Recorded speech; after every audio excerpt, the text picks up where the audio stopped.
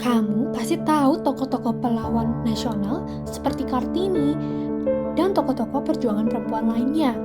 Namun, apakah ide-ide feminisme yang mereka perjuangkan sudah terjadi di Indonesia? Menurut Goethe, seorang filsuf asal Inggris, feminisme adalah pergerakan tentang persamaan hak antara laki-laki dan perempuan di segala bidang.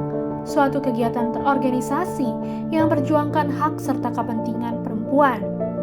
Feminisme berupaya menggali identitas perempuan yang selama ini tertutup hegemoni patriarkat.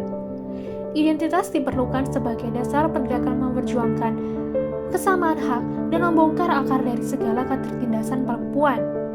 Tujuan feminis adalah mengakhiri dominasi laki-laki dengan cara menghancurkan struktur budaya, segala hukum, dan aturan-aturan yang menempatkan perempuan sebagai korban yang tidak tampak dan tidak berharga.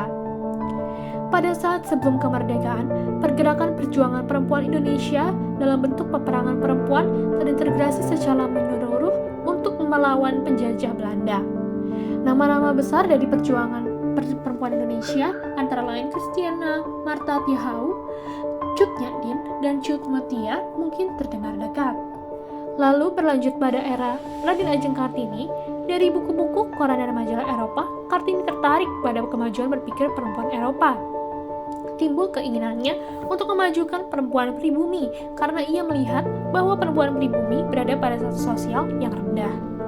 Seringkali ia menulis sebuah surat yang berisikan amarah yang selama ini mengekang kebebasannya dan menghalangi emansipasi rakyat Jawa, kaum perempuan pada spesifiknya. Inti dari gerakan Kartini ialah untuk pengajaran agar anak-anak perempuan mendapatkan pendidikan.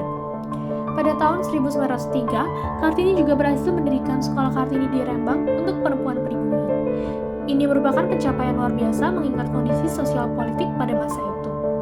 Selain itu, ada juga buku Habis Gelap Terbitlah Terang yang merupakan kumpulan surat Kartini tentang isu-isu kompleks, salah satunya isu feminisme. Inilah yang menjadi cikal bakal peringatan Hari Kartini setiap 21 April.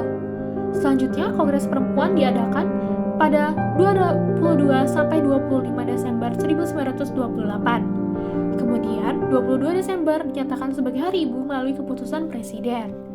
Sekarang, di era pasca reformasi, terdapat beberapa gerakan perempuan di Indonesia. Banyak organisasi perempuan yang muncul seperti Komnas Perempuan, Jurnal Perempuan, Jarpuk, Fahmina, PEKKA, VFA-MM, dan lain sebagainya. Selain itu, terdapat sejumlah undang-undang yang melindungi perempuan, seperti tentang UU Nomor 7 Tahun 1984 tentang pengesahan Konvensi Penghapusan Segala Bentuk Diskriminasi Terhadap Perempuan. Namun, dari sejumlah bukti tersebut, apakah perempuan sudah benar-benar merdeka? Nyatanya dari dulu perempuan sudah banyak diperlakukan tidak adil. Pasca peristiwa G30S, Gerwani difitnah, turut menyiksa para jenderal dengan keji di lubang buaya. Organisasi ini lalu dilarang dan dikutuki. Anggota yang ditangkap, disiksa, diperkosa, dan dihilangkan paksa. Selain itu, terdapat sejumlah aktivis perempuan seperti Marsinah yang dibunuh secara keji di masa Orde Baru. Di akhir pemerintahan Soeharto terjadi tragedi berdarah pemerkosaan dan pembunuhan perempuan Indonesia yang banyak dialami perempuan keturunan Tionghoa.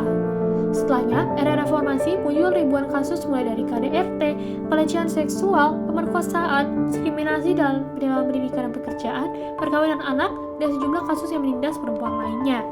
Pada tahun 2013, menurut tren jumlah kasus kekerasan terhadap perempuan di Indonesia, angkanya terus bertambah dari sebanyak 280 ribuan kasus sampai kemarin tahun 2023 di angka 400 ribuan kasus. Jadi, menurutmu sudah atau belum perempuan Indonesia merdeka?